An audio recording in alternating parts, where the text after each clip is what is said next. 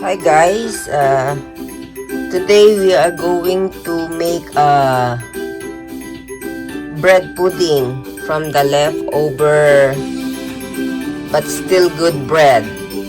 So let's go watch and follow me in my cooking and baking. I chop the bread like that, so easy to melt to be soft.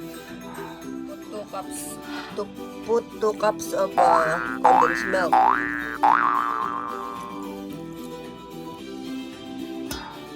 And 3/4 cup of water.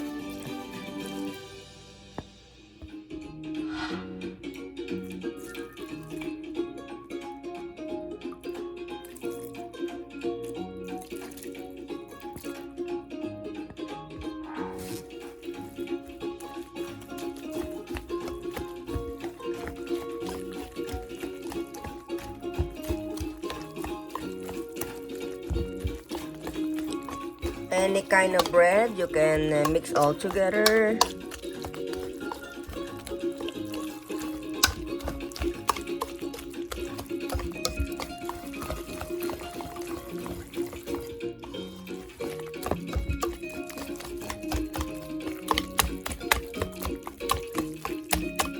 We will add 2 eggs. We will add half cup of butter.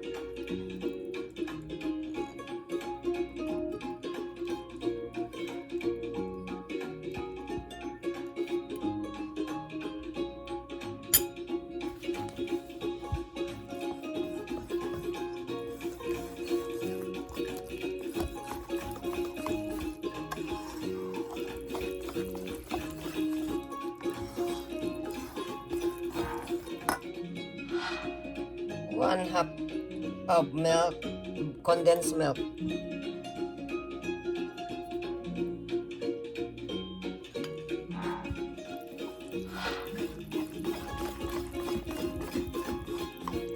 So I like to make my special pudding. I put Macapuno or young coconut string.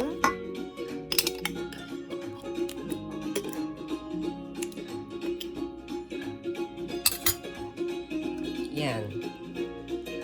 Coconut string.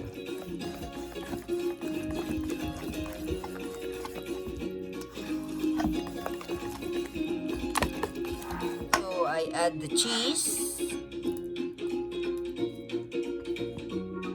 to more delicious and yummy.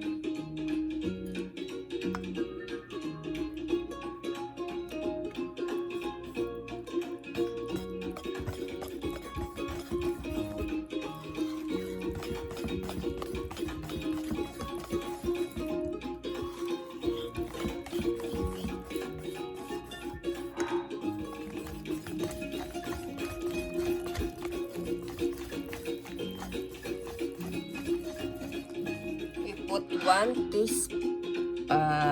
teaspoon salt.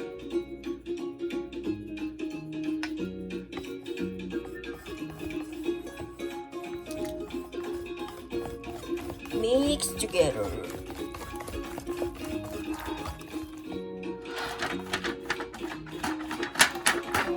We put some butter so that it will not become sticky when we bake.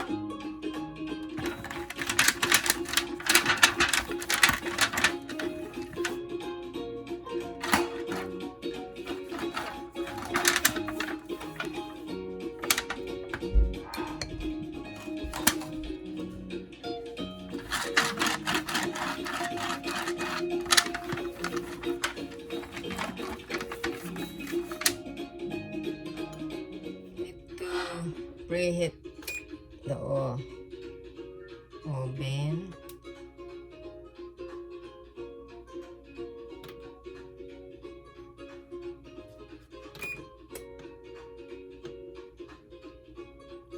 To 150 degrees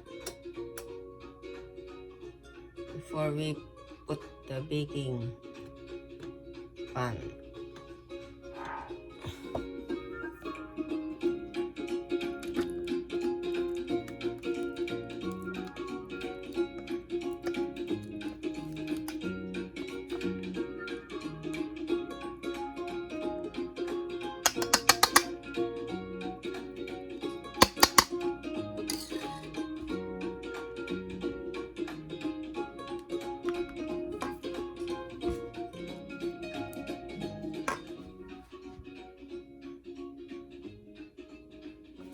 We cook just like 30 to 40 minutes until the top will be look like brown.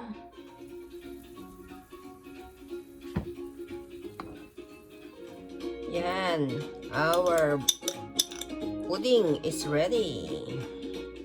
Put some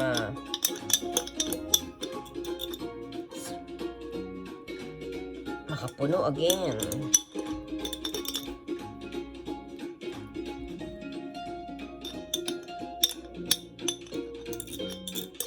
Special pudding.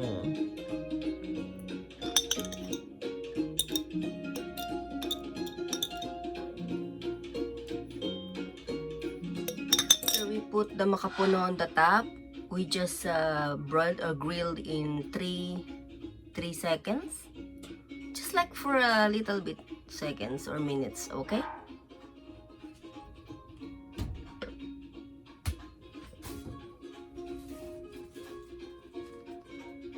After we bake, we will be cooled down first.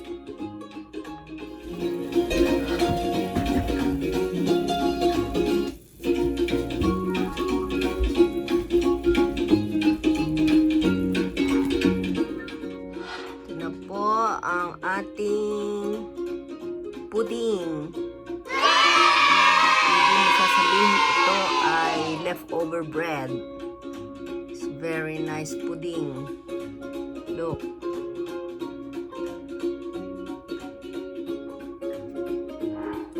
Let's taste it.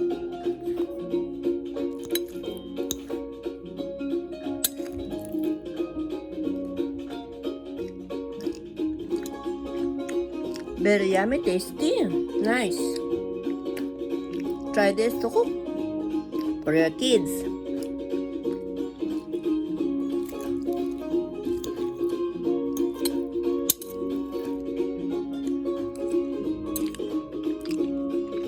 Very nice. Yummy, yummy. Thank you guys for watching my vlog. So, please click the bell button so you can update for my next video in my cooking and baking. Thank you and God bless.